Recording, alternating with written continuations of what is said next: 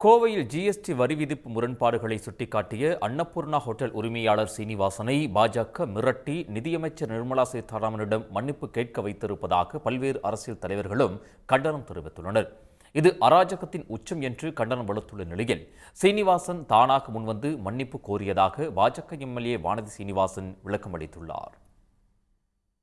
அவர் உண்மையே சொன்னார் அந்த இடத்துல. ஏன்னா அவர் ஒரு தொழில் செய்கிறதுனால நடைமுறையில் அவர் சந்திக்கிற பிரச்சனையை சொன்னார். நான் நினச்சேன் அந்த மேடையிலே நிதியமைச்சர் நான் சொல்கிறதுக்கு நன்றி, நிச்சயமாக நான் இந்த மாதிரி அதாவது பட்டர் அண்ட் ஜாம் வச்சதுக்கு ஒரு சிஎஸ்டியில் நீக்குவேன்னு அறிவிப்பாங்கன்னு எதிர்பார்த்தேன்.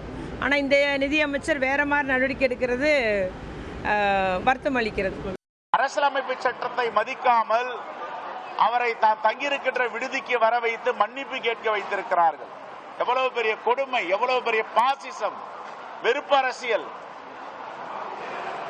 மன்னிப்பு கேட்க வைப்பது பாஜகவால் இது வாடிக்கை.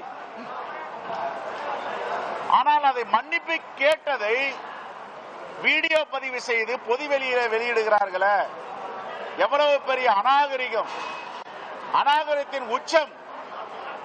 பாஜகவை RSS சார்ந்தவர்கள் தொடர்ந்து இதை செய்து கொண்டிருக்கிறார்கள்.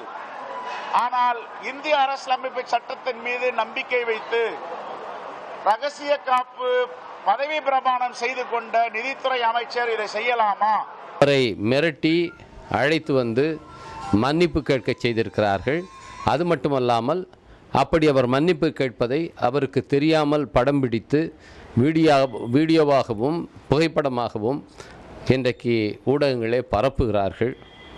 இது அன்னபூர்ணா குழுமத்தினுடைய உரிமையாளரை மட்டும் அவமதிப்பதாகாது, ஒட்டுமொத்த தமிழ்நாட்டு மக்களையும் அவமானப்படுத்துகிற ஒரு கொடூரச் செயல், குரூரச் செயல். இது நிதியமைச்சர் நிர்மலா சீதாராமன் அவர்களுடைய ஒரு மனிதத்தன்மையற்ற அணுகுமுறையாகவே இதை பார்க்க வேண்டியிருக்கிறது. இது வன்மையாக விடுதலை சிறுத்தைகள் கட்சியின் சார்பிலே கண்டிக்கின்றோம். அவர் அன்னபூர்ணா உணவகத்தின் உரிமையாளர் அவர் பேசின அந்த இது உங்களுக்கு புரியுது. ஏன்னா இந்த ஜிஎஸ்டி, இந்த சரக்கு மற்றும் சேவை வரியால் எவ்வளவு தூரம் வர்த்தகர்களும் மக்களும் பாதிக்கப்படுறாங்கங்கிறது உங்களுக்கு தெரியும். இப்போ என் உடம்புல இருக்கிற இந்த சட்டை, இந்த காலணி, இந்த இடைவாறு, இந்த கடிகாரம் எல்லாத்துக்கும் வரி. அப்போ ஒரு மனிதன் ஒரு வீடு கட்டணும்னு போனால் கூட அவன் வரி தான் கட்ட முடியுமே, கம்பிக்கு வரி, செங்கலுக்கு வரி, சிமெண்ட்டுக்கு வரி, சாந்துக்கு வரி. அப்படின்னா இது அவன் வாழவே முடியாதுன்னு சூழ்நிலை தள்ளிட்டாங்க. அதைத்தான் அவர் கேட்குறாரு. இப்போ அவர் அந்த கேள்வி நியாயம்னு நாடெங்கிலும் பரவிடுச்சு. அதான் அதிகாரம் அதை பணிய வைக்குது. அவர் எவ்வளவுதான் வருத்தம் தெரிவித்தாலும் அவர் கேட்ட கேள்வியில் இருக்கிற உண்மையை, சத்தியத்தை யாராலும் மறைக்க முடியாது. இது அகங்காரத்தினுடைய அடுத்த நிலை. திருமதி நிர்மலா சீதாராமன் அவர்களும் RSSனுடைய சித்தாந்தத்தினால் மிக தெளிவாக அதே அகங்காரத்தோடு ஒரு சிறு தொழில் செய்பவர்களை எப்படி தமிழகம், இந்தியா முழுவதும் மிரட்டுகிறார்கள் என்பதற்கு மிகப்பெரிய வீடியோ ஆதாரம்.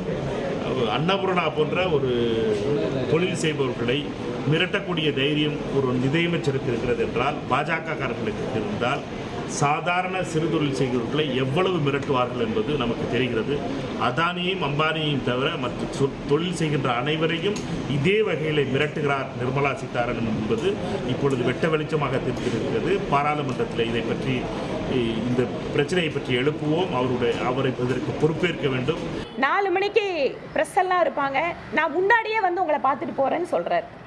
சரி, ஓகே, உங்கள் விருப்பம், வாங்கன்னு சொல்லி அவர் 2:30 மணிக்கு வர்றாரு. இந்த மாதிரி நான் பேசின விஷயம் தவறு தான், நான் உங்களுக்கு தர்ம சங்கடத்தை ஏற்படுத்திட்டேன், இதெல்லாம் சோஷியல் மீடியாவில் வைரலாக வேறு மாதிரி போயிடுச்சு. ஜிஎஸ்டியில் எனக்கு கருத்துக்கள் இருந்தால் கூட நீங்கள் வாய்ப்பு கொடுத்துருக்கீங்க. நீங்கள் காமர்ஸில் இருந்த போது இருந்து கூட இங்கே நான் உங்களை பார்த்துருக்கேன். அதனால் இந்த மாதிரி தப்பாக போன ஒரு விஷயம் நீங்கள் மனசு புண்பட்டு இருந்தால் நான் வருத்தம் தெரிவிச்சுக்கிறேன், மன்னிப்பு கேட்குறேன் அப்படின்னு சொல்லிட்டு, நான் RSS சார்ந்தவன், என்னோட குடும்பத்தோட தொடர்பு அப்படிங்கிறதெல்லாம் எங்ககிட்ட சொல்கிறார். ஓகே. உடனுக்குடன் செய்திகளை தெரிந்து கொள்ள சன் நியூஸ் பெல் ஐகானை கிளிக் பண்ணுங்க.